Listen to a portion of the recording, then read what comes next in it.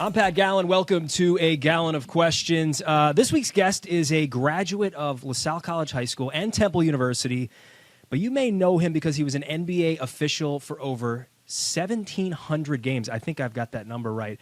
1986 to 2011. Steve Javie is in studio. Steve, so good to see you. Thanks for coming. Thanks so much. Thanks for having me back. This is great. I'm glad you could come in. So, you grew up in Philly. You're obviously an NBA referee for a long time. But talk about your upbringing, Philadelphia, like how that made you who you are, essentially. Yeah, it's kind of crazy. I grew up in a sports family. Yeah. Obviously, my mom actually was really a great athlete. She'd be in the backyard playing wiffle ball with us. It was kind of awesome. neat. But my dad, growing up, my dad was an NFL official. Right.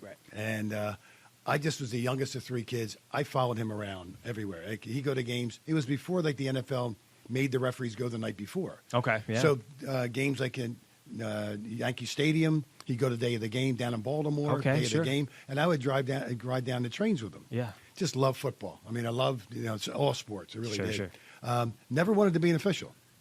I wanted to be a baseball player. Baseball is my main sport I love. Played it at Temple University. Yep. Played it about a year in the minor leagues, and that's when they said, not good enough for us. And boy, that breaks your heart. Sure. When someone says you're not good, yeah. and, you as an athlete, you can understand when the rug gets pulled out from underneath you. Right. So, but sports, having that background and all, I got into sales for a little bit in my early 20s, but said I didn't have the passion for that. Could I make a living at it? Absolutely. Sure. I wanted to do something I really like doing. Can't play anymore. I wish I coached because the money these coaches are making. I know, nowadays. Holy moly. Unbelievable. And even after you get released after a year, you're still getting owed paid. all that money. Oh, my God. We all want to be Monty Williams. Is what Yeah, isn't that the truth, But I said, you know what, let me try officiating. And I, started in umpiring in the minor leagues of baseball. And in the wintertime, I'd come home and referee like 5th and 6th grade boys and girls and worked my way up to high school basketball. Sure. And just started having a passion for it. And actually had to make a decision probably in my mid-20s about which way I wanted to go, basketball or baseball. Even though I love playing baseball, basketball to me was so more challenging officiating-wise. Right. Up and down the court, contact every play, and you're inside at 72-degree temperature. That's a good I mean, point. around here, Pat, at baseball, I did a couple games Yeah. when I came back from the minor leagues around here. It was freezing cold.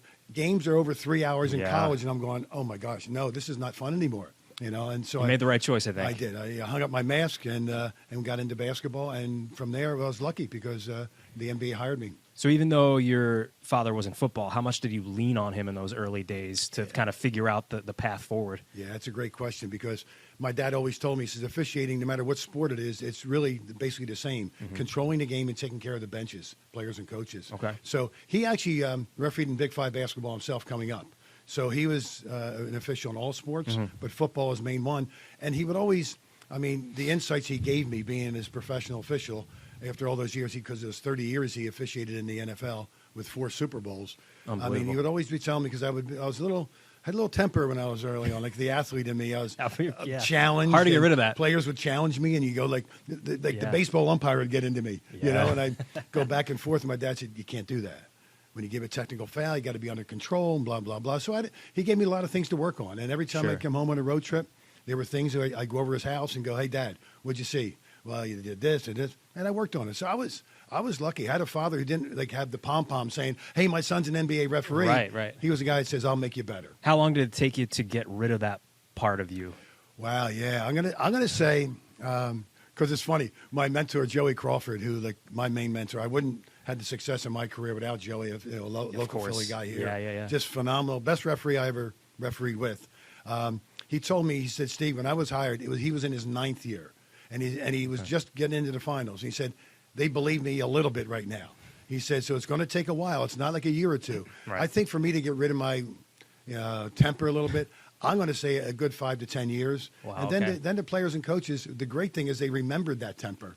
And then they sat there and went, okay, don't mess with this guy. That's a good point. Just use let it him to your referee. advantage. Let him referee. So you mentioned Joey Crawford. Why is Philly and Delaware County, why is this such a hotbed for officiating and referees and all that? It's a hotbed even for the coaches, like in Big Five and so on. Yeah, it's really kind of cool. I guess when Frank Fitzpatrick had some articles in the Inquirer sometimes of all the players and coaches that came through Delco. Yeah. It's really kind of neat. I just think, back when the NBA, when I was hired, there was only 30 referees. And I think about 8 to 10 of them were from this Philadelphia area. Yeah. And I just think it's the caliber of the playing that was going on here, say, in the Baker League.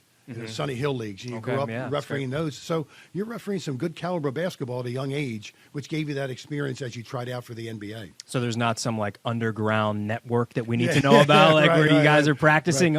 Matter of fact, I'm trying to get these young kids now. There's a couple still from Philly, Mark Lindsay and Aaron Smith. And I'm saying, hey guys, start digging some more guys from Philly here. We're dwindling. We're retiring now. Yeah, it's just so interesting. So many great officials, umpires, referees, wherever it might be. Philly, Delco. I know. It's huge. But I kind of, depending on what you think of officials and referees, I still think it's kind of a source of pride. I think it's pretty cool that we have this like hotbed here.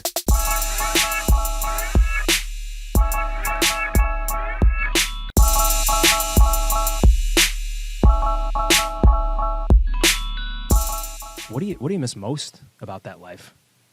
That's a great. There's a couple things. I don't miss the travel. Okay. People say, do you miss refereeing?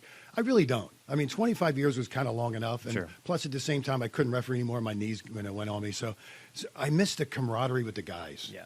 I think just like players will say the same thing, and maybe coaches say the same thing. It's getting together before this big game, like when I'm in the replay center in the finals and so on. I mean, I remember the times being in the locker rooms and that adrenaline, just like. Wow, it's like the horse let me out of the gate, that kind of stuff. For sure. And afterwards, just sitting there decompressing after all that concentration for 48 minutes. What's the most difficult part of being an official at that highest level? Is it the blowback that you get? It's a great answer, and I would think the kids nowadays who are officiating would say that, Right? Because they're all on social media, and they see the blowback on social media, and I just tell them. I know it's easy for me to say because they say, okay, boomer, Yeah. Because I never went on, like my wife wanted to go on Facebook. I said, Mary, don't go on Facebook. Yeah. All you're going to hear is negative things. Sure. And it's a shame that these kids see the blowback and hear it. And I think that puts some undue pressure on them, when you read it, because nobody wants to read the negative stuff. Of course. I mean, I remember I said, all I have to do is, there's two people I got to please. My boss and my wife. And if I can please those two people, I'm going to be pretty good. You mentioned that, in the early stages of your career, you had to kind of change the way you looked at things. Over the years, though, how do you think you changed the way you looked at the game? How did the game change for you as an official from starting in 1986 to the end of your career? I remember a time, Pat, and I'll get around to that answer. I remember a time, maybe my 12th, 13th year. I was in the finals for like 4 or 5 years. And I remember it was in the old Clippers arena, the University of Southern Cal, and Danny Manning was playing for the Clippers at the time. And I remember running up the court, and my mind concentrating, and I'm thinking, and I go, I think I'm getting it. This is after 13 years. Okay. I think I'm getting it. And by getting it, I mean, it's not a matter of just getting that play right. Sure. It's not a matter of what I call like video game refereeing where you put a quarter and go, is that a block or a charge? We're paid to get that right. Now, though, with, again, social media, with replay, with the way television is and sports, we hang on every call or non-call throughout an entire game. What do you think is right with officiating right now? What do you think could be fixed? What do you think needs maybe a little bit of tweaking? Yeah, I think what's right, I think replay review is good. I really do. Number one, I think what the NBA has done, and even though I kind of disagree on a lot of the points with the last 2-minute reports, they're never brought up until somebody has a bad last 2 minutes. Sure. The crew. And that's far and few in between games. It really is. Right. And I think the commissioner wanted to show that, how good our officials really are. So, and he's trying to be a little transparent, although the teams don't care. When you miss a game at the end of the game, so you're going to tell me, I know, and the official knows as soon as he gets to the locker room. So it doesn't there. But I think the replay review is good. I think they have to be careful in each league that we don't extend the game more, because baseball just did a great job. I mean, cutting the minutes off the game, that's great. So now when they're going with this automated system now, they got to be careful. There's a fine line with that, because how much are you going to extend the game? How are they going to go about now? Apparently, you've read about it too, and I have, with regard to it's not going to be fully automated, but they'll have the automation with the challenge system. Yeah. How's the challenge going to work? How many more minutes is that going to add to the game? So and how many challenges are you going to allow? That kind of stuff. So I think it's got to be careful. I like the replay review because especially end of game period shots, 3-point shots, stuff like that for the NBA. I think that's good. Yeah. Because we can't see everything as an official. Sure. But just be careful not to extend it too much that it extends the game and the fans go too long.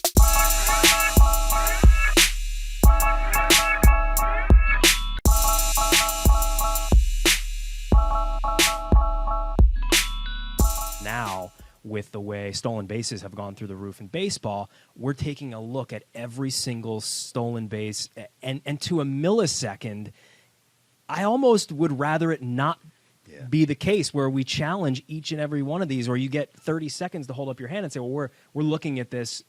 We may challenge, we may not. And also, along those same lines, in basketball, blocks and charges. That the hardest call to get right? What's showing to be the hardest call right now, which we referees always knew, block charge obviously up in the top 3 out of bounds calls. You just don't know who's the last guy that touches it. Usually, it was the guy who put his hand in and batted. He caused it to go out. Sure. Caused it. But now in the last 2 minutes of the game, and I think the teams are getting to realize that because of all the replays they've seen, where if a defender does put his hand in, inevitably 9 times out of 10, it's going to go off the fingertip of the guy who had possession of it. So they're going to challenge that. Sure. And I don't know if I like that one. Yeah, that one's difficult. What we usually do here, Gallen of Questions, is in this can. It's a Gallen can. My last name is Gallen. There are random questions in here. We pull them out. We see if we can answer them. You up for it? I'm in. Steve Javie, here you go. Grab the first one out of there, and we'll see what we can come up with. I'm going to have the young guys read it for me, though, because they're also put the glasses on there. Let's see. I can read that one. Yeah, you got that a nice big bold font for you. What would you have been if not a referee? Wow. That's a pretty good question. Obviously, I wanted to be a baseball player, but I couldn't. Wow. I think I would have tried to have been a lawyer. A lawyer, okay. Yeah, I think that's an interesting occupation. You're trying to convince people of like your side of the issue and so on. Yeah. So I think I would have tried to have been a lawyer. That goes along the same lines as being an official, right? Yeah, that's to a true. degree. Don't know if I was smart enough to pass the bar is difficult. The bars, no. I didn't even ask you, what are you up to these days? You're still active like in the Catholic Church and all that? I am still a deacon of St. Andrew in Newtown. Okay. And that's keeping me occupied. And also, obviously that'll be for the summer. Take off for the summer from basketball because obviously still working for ESPN and ABC a little bit. But it keeps me busy. It really does. The parish is doing great. We just got a new pastor, Monsignor Picard, after 35 years left. And we got a great new pastor, Monsignor Lawrence. So I'm ready to rock and roll. There you go. Thing you're most proud of outside of your basketball career?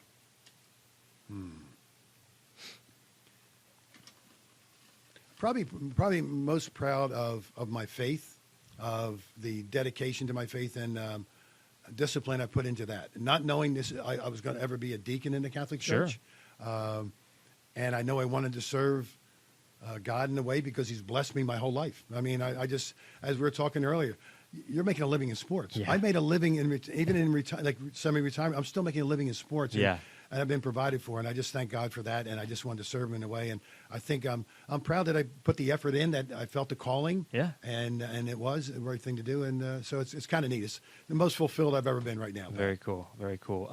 Okay, which coach was the biggest pain in your blank? Yeah. Oh my gosh. There's a bunch of them. Oh my gosh. I'm gonna. This is the juicy stuff. Yeah. Oh here my gosh. I'll name two that. One I just seem to throw out every time I saw him. And the other, we just seemed to we had the greatest baseball argument here in Philadelphia. I was with my mentor. I got to tell you something. I was with my mentor, Joey Crawford, and another referee, and things just blew up. And we went like toe to toe as umpires do with the managers. And who is this? Bill Fitch. Bill Fitch. Bill Fitch, wow, and he hated me. And I'm just like, I didn't do anything to you. I'm just trying to do my job. We went nose to nose for a while. It's crazy. My boss called up Joey and said, Joey, why did you let that go on? He said, best argument I ever heard. But Bill Fitch and Don Nelson never liked me either. I should say a lot of guys didn't like me, but these are the two that showed it more. Don Nelson. Now he's very calm, and he's big into marijuana back in Hawaii, right?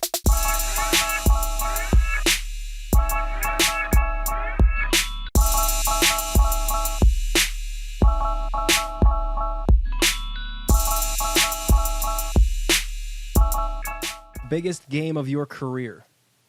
Biggest game in my career, I would have to say is the first finals game. It was really kind of neat. I was with my mentor, Joey Crawford. My whole family's there, and so it was in Orlando.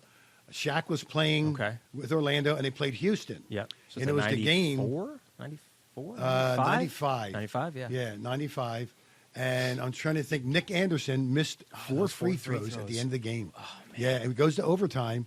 Houston wins it, and they sweep them. Yep. But at that time, like walking onto the floor just to feel everything, and they always gave you, they still do, like white jackets for the finals. Yeah, that's cool. It's just something special. Oh, man, it really that is really cool.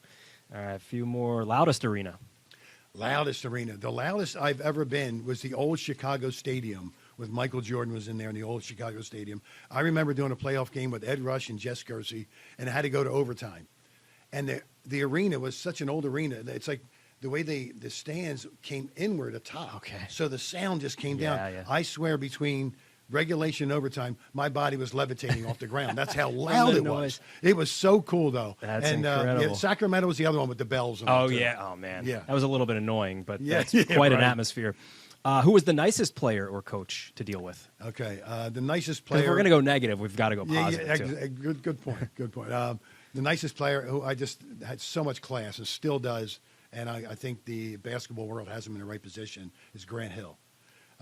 Met his father one day in Dallas, Yeah. Calvin Hill. Yeah, and Calvin Hill, I yeah. said, your son is such a gentleman and all that. And Calvin Hill was a gentleman. Yeah, sure. And just killed us at the Eagles. I said, you ran over us all the time when you were with Cowboys, Dallas. yeah. But no, Grant Hill was just an absolute gem of a guy. That's a great one. How about coach that you liked? You got along with? There's a couple of them there too. A couple of coaches. Oh my gosh, right off the. I just the reason why I just said this. Well, Rick Carlisle I always liked. I just thought Rick was very fair. Yeah. Jerry Sloan was He would explode. A sailor voice, and then you throw him out. But I respected the guy because you know why, Pat? He never called the office on officials. Never blamed afterwards. He never talked about a call. It was all about his team and what they needed to do. You might have to throw him out again in the next game, but he challenged you on it. But I respected him more than anything else. I like that. What's the most difficult part of being a TV analyst? I think it's having that fine line of disagreeing with the official, but at the same time knowing that I've been in their shoes, Sure. and that it's not the easiest thing in the world to do. So I think in the beginning I had to just watch my verbiage, because Right. unlike I didn't want to be like any other color commentator who rant and raved about how could you miss that call. Right. I'm looking for why he missed the call. Sure. And I look and I say 9 times out of 10 he got blocked out. The player walked in front. They're not in the right angles, and so on and so forth. And I'll try to explain that when given the opportunity. I like that. We got a few more. Best piece of advice you were ever given?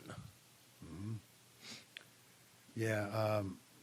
Jack Madden used to walk out of the locker room. Jack Madden was an old-time referee, a mentor of mine. I had a lot of great mentors, Pat. I always say I never had an original thought. And I'm serious. I just took from the best. Sure. And I saw what worked for them. I try it. Yeah, why and not? It worked for me, fine. Some did, some didn't work, But I had some great mentors. Jack would always say, walk out of the locker room, let's not be nice guys. And it's so true. As a human being, we all want to be liked. I mean, Sure. it's our nature. Yeah. But when you're a referee or, say, a police officer or something like that, you have a job to do. Yep. And people aren't going to like the job you're going to do. And you just have to go out and do it. And if you try, I found the times I tried to be like too nice a guy, someone step right on you, and it's like, son of a gun. So he just, hey, we're going to referee. We're not going to be nice guys. Let's go. Especially to Bill Fitch. Especially to Bill Fitch on this night. Favorite athlete to watch right now? Yeah, I'm biased. Since I was this big with my dad, I've been an Eagles fan, and I love watching the Eagles. I love watching Jalen Hurts. I really do. I think he's a talented athlete. Yeah.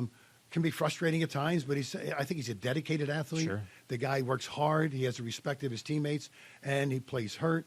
I just respect him. I love watching That's him. a great answer, Jalen. Make a lot of people happy around here with that answer.